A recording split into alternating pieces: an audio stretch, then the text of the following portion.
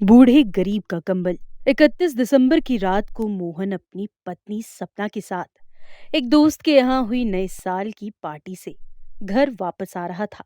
और उस दिन बाहर बहुत ही ज्यादा ठंड थी।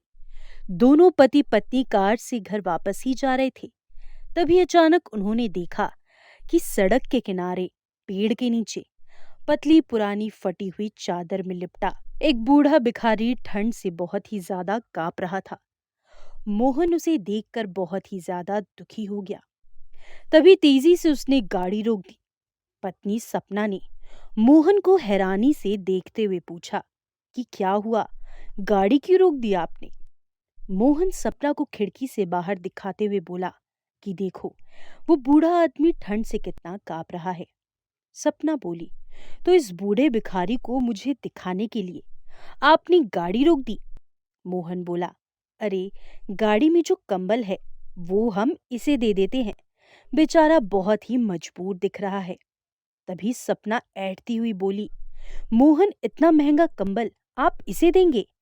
अरे, जो कंबल आप इसे दे भी दोगे तो भी ये उसे ओढ़ेगा नहीं, बल्कि उसे बेच देगा। ये लोग ऐसे ही होते हैं, इन्हें कितना भी दे दो उतना ही कम है। तभी सपना की बात पर ज्यादा ध्यान न देते हुए मोहन गाड़ी से बाहर उतरा और कंबल निकालकर उस बुजुर्ग को दे दिया।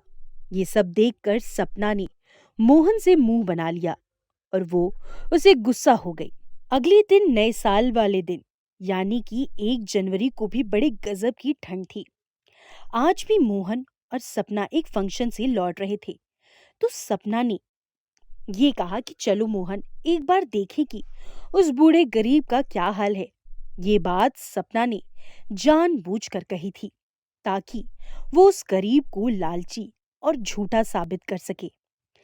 तभी मोहन ने उसी बुजुर्ग की तरफ गाड़ी घुमा दी थी, लेकिन उसने जब गाड़ी रोकी तो देखा कि वो बूढ़ा भिखारी वही था, मगर उसके पास उसका दिया हुआ कंबल नहीं था।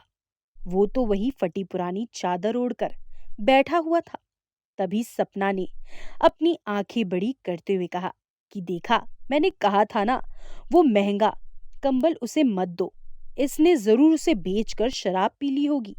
तभी दोनों कार से उतरकर उस बूढ़े गरीब के पास गए और सपना ने उस बुजुर्ग पर चिल्लाते हुए बोली, क्यों बाबा, रात वाला कंबल कहाँ है? उसे बेचकर नशे वाला सामान ले आए। बुजुर्ग आदमी ने कुछ नहीं बोला, लेकिन सपना उस पर हंस हंस कर बोल रही थी, बता दो बाबा, कंबल बेचकर कौन सी ब्रांड की शराब पिया आपने? तभी मोहन बोला, सपना, क्या तुम पागल हो गई हो जो एक गरीब पर हंस रही हो और इसका मजाक बना रही हो? तभी वो बूढ़ा आदमी आंखों में आंसू लिए सपना की तरफ देखते हुए बोला कि मेम साहब, जो कंबल कल साहब ने मुझे दिया था वो मैंने सामने बैठी उस गरीब महिला को दे दिया। उस महिला का दिमागी संतुलन थोड़ा खराब है, उसके कपड़े भी फटे हुए थे, कई लोग उसे गंदी नजरों से भी देखते थे, इसीलिए मैंने वो कंबल उसे दे दिया। ये कहकर वो बूढ़ा गरीब आंखों में आंसू लिए ही अपना मुंह उसी फटी हुई चादर में ढककर रोने लगा। बूढ़े गरीब की सच्चाई सुनकर सपना को अपने आप पर बहुत ही ज्यादा शर्मिंदगी होने लगी और उसने उस बूढ़े गरीब से माफी भी मांगी।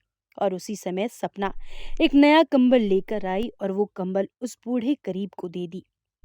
गाड़ी में बैठते ही सपना ने मोहन से भी माफी मांगी और उसने ये भी कहा, बिना सोचे समझे मैं गरीबों का मजाक आज के बाद कभी भी नहीं उड़ाऊंगी और अब से हम हर त्योहार पर किसी ना किसी गरीब को कुछ ना कुछ जरूर देंगे।